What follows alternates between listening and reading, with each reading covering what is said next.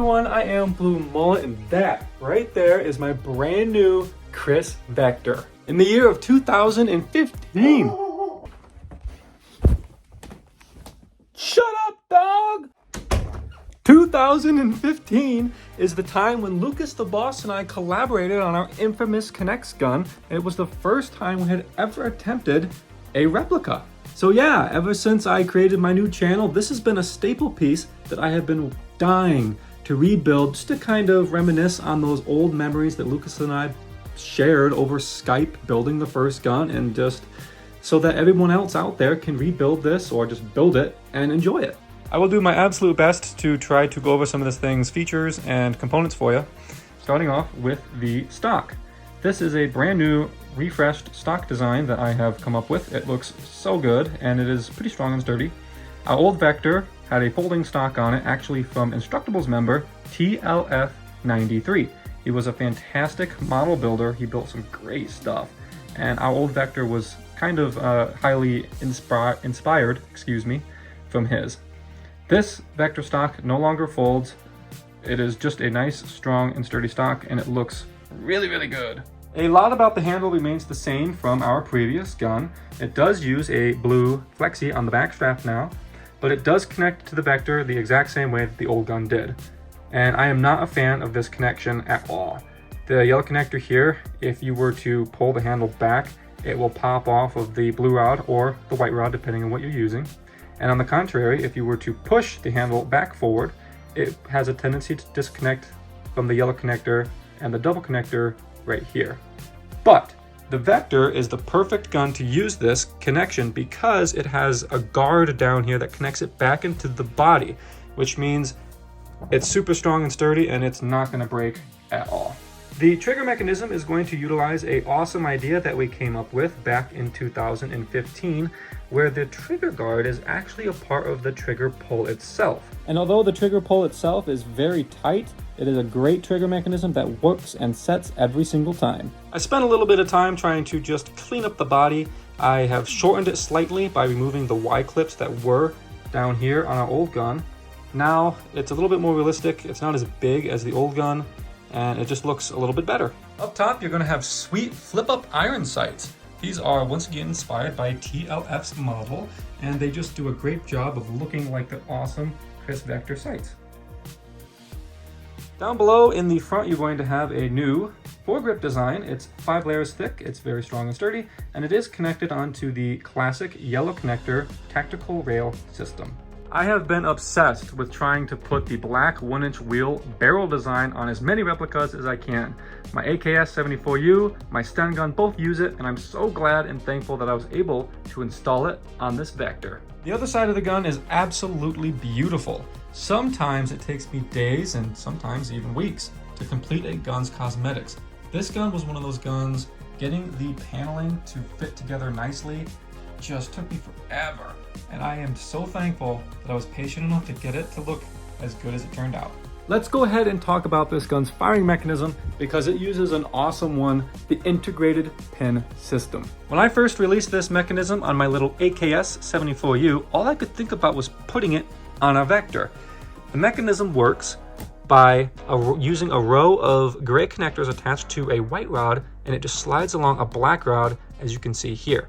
The idea is to eliminate the use of a pin sticking out the back of your gun, or just eliminate the pin entirely. It's important for a Vector because of the Vector styling. You literally have nowhere to put a pin to pull back. So the only way to really build it was to use the integrated pin firing system. To work it, simply just pull the mock bolt back and it will lock the firing pin behind the trigger, as you can see here. To release it, simply just pull the trigger to launch the bullet out the front of the barrel.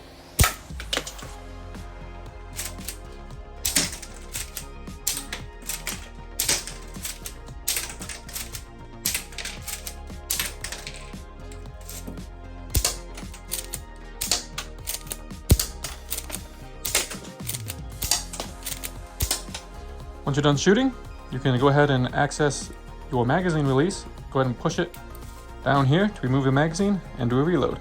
Here is my completely redesigned magazine. This is a much better magazine than the previous version. Doesn't use any broken parts, and it just feeds bullets very, very well.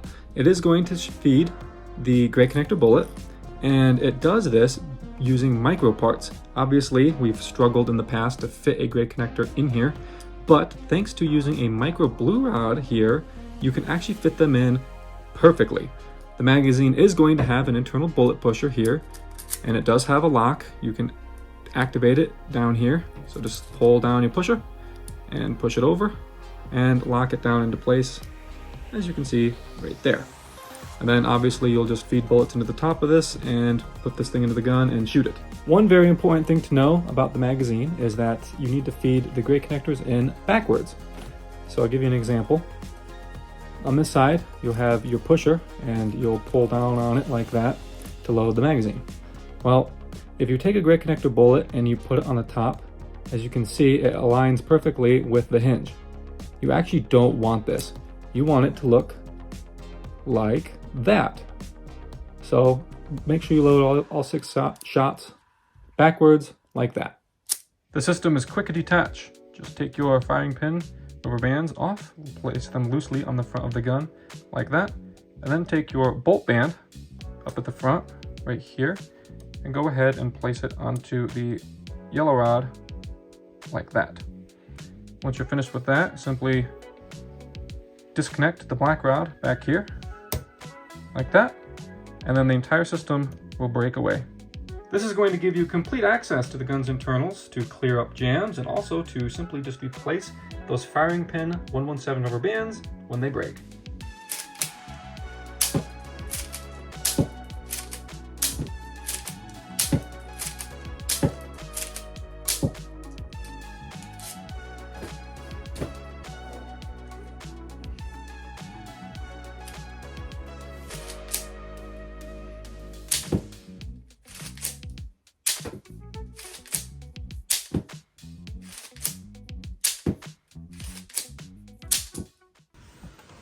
Oh, who's a good puppy? Hello there. Oh.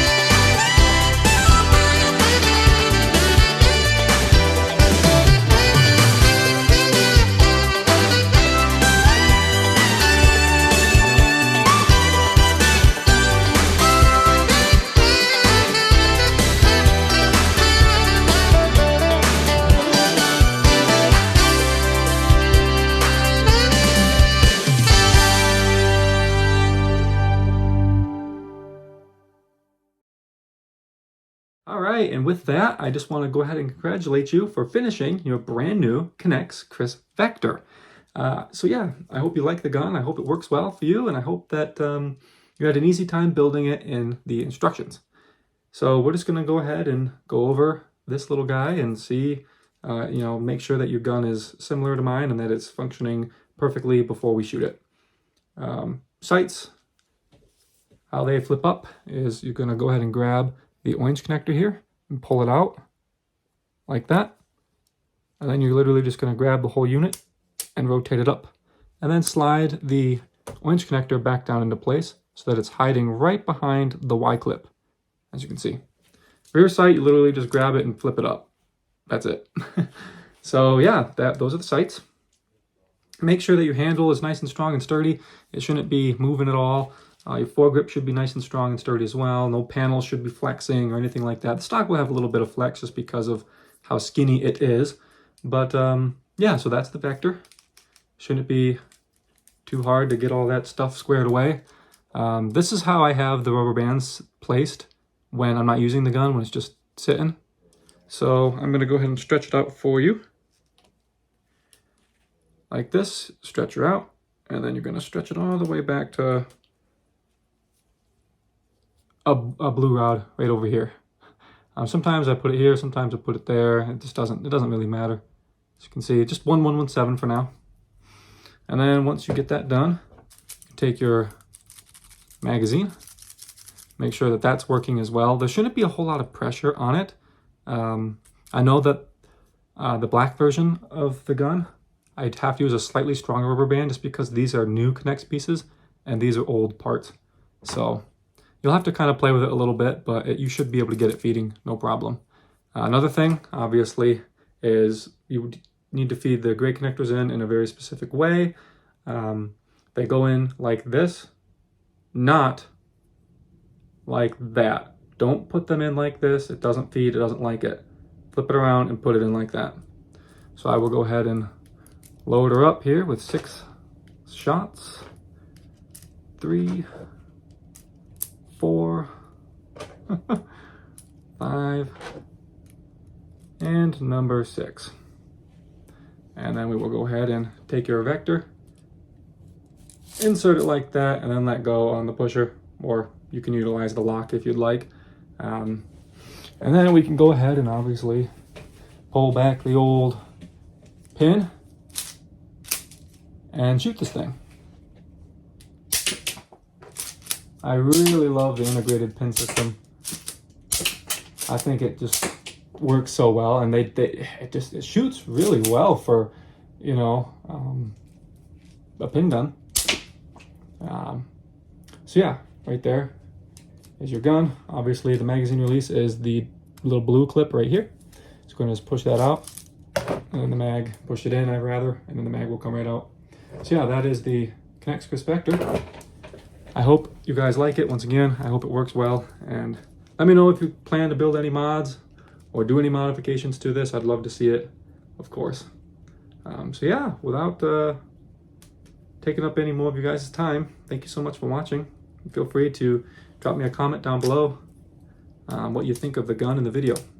So yeah, thanks guys, and until next time, I'll see you guys later. Goodbye.